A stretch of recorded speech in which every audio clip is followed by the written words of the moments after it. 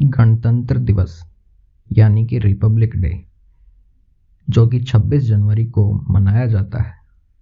आज हम जानेंगे कि इसके कारण क्या हैं कि संविधान को लागू करने के लिए 26 जनवरी का दिन ही क्यों चुना गया। सबसे पहले जानते हैं कि गणतंत्र क्या होता है।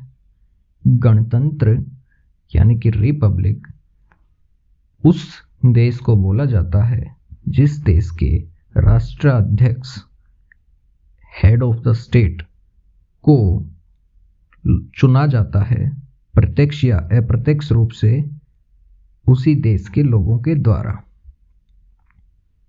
यानी कि कोई जन्म से ही या जन्म के द्वारा देश का राजा नहीं बनता। इसलिए भारत में जब संविधान को लागू किया गया उस दिन भारत एक रिपब्लिक बन गया था। उस दिन का को इतिहास में 26 जनवरी 1950 के तारीख के नाम से दर्ज किया गया है।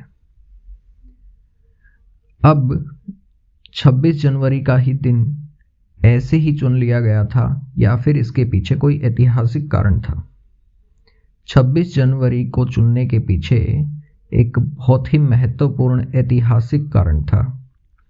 कारण ये था कि जब भारतीय राष्ट्रीय कांग्रेस आज़ादी के लिए संघर्ष कर रही थी, तब उसने साल था 1929, माह था दिसंबर, तब अपने लाहौर के अधिवेशन में पंडित जवाहरलाल नेहरू की अध्यक्षता में एक प्रस्ताव पास किया था।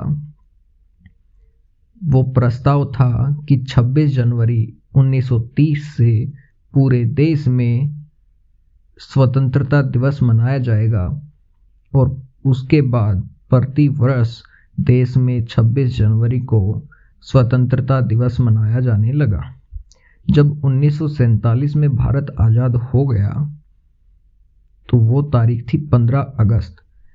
इसलिए जब भारत का संविधान बनकर तैयार हुआ, जो कि 26 नवंबर 1949 को हुआ था, उसको लागू करने के लिए ऐतिहासिक महत्व को ध्यान में रखते हुए 26 जनवरी का दिन चुना गया और इस तरह भारत 26 जनवरी 1950 को एक गणतंत्र बना और उसी दिन भारत एक संप्रभु देश के रूप में दुनिया के सामने